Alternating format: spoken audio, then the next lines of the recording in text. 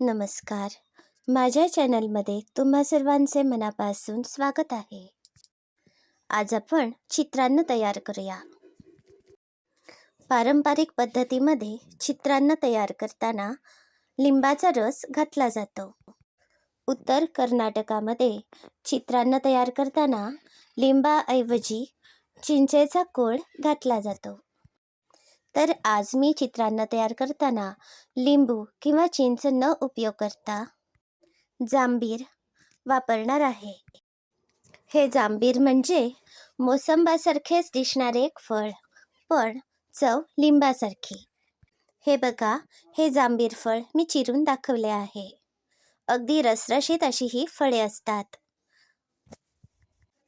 आपण जसं पदार्थ तयार करताना लिंबाचा रस वापरतो त्याप्रमाणेच या जांभीराचा रस वापरू शकतो.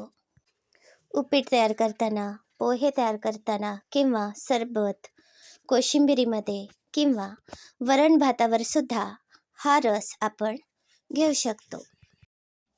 जर तुम्ही चित्रान्न तयार करणार असाल तर अर्धी ते 1 वाटी लिंबाचा रस लागेल. आता मी 5-6 जांभीरे चिरून घेतली आहेत. आता या जांभीराचा रस आपण वाटीत काढूया. या जांभीराचे सरबत सुद्धा मस्तच लागते. या जांभीराचा रस काढून याची साले टाकू नका, तर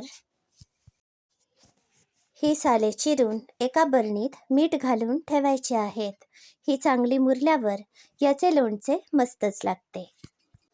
किंवा या फोडी मुरल्यावर मी तंबडी सुद्धा तयार करते. आता मी अर्धी ते पाऊण वाटी या जांभीरांचा रस घेते.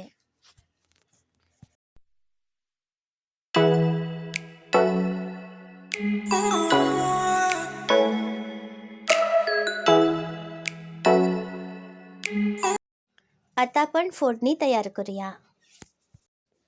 फोडणी तयार करताना नेहमी जाड तळ्याची कढईच घ्या, यामुळे फोडणी करपत नाही. अर्धी ते पाऊण वाटी तेल घ्यायचे आहे. 2 मोठे चमचे मोहरी घालते. मोहरी आता चांगली तडतडली आहे. यामध्ये 1 वाटीभर कच्चे शेंगदाणे घातले आहेत. आता अर्धी वाटी कडीलिंबाची पाने घातली आहेत.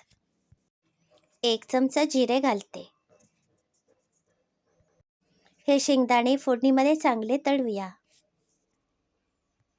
1 चमचा हिंग पावडर घालूया. 1 ते 1.5 चमचा हळद घालूया.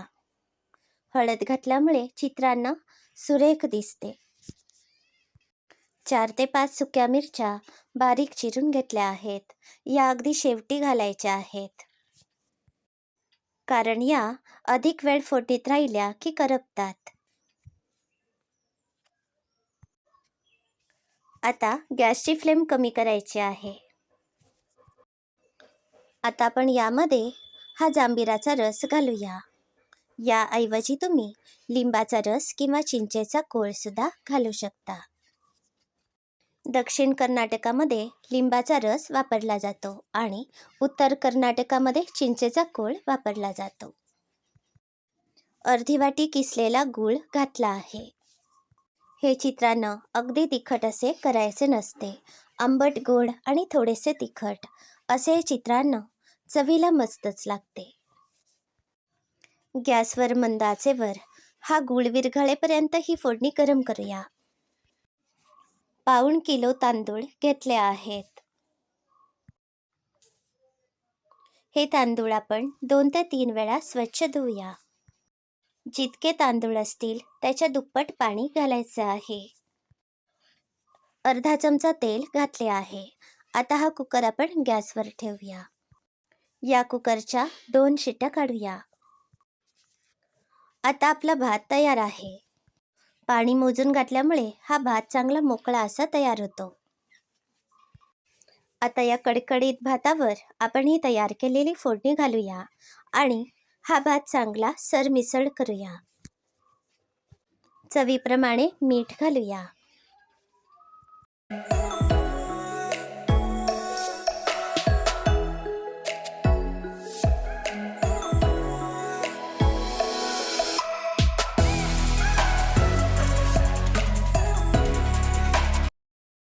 आता आपले चित्रान्न तयार आहे. यामध्ये एक ओला नारळ खोवून घेतला आहे, तो घालूया. आता आपले आंबट गोड आणि थोडेसे तिखट असे छानसे चित्रान्न तयार आहे.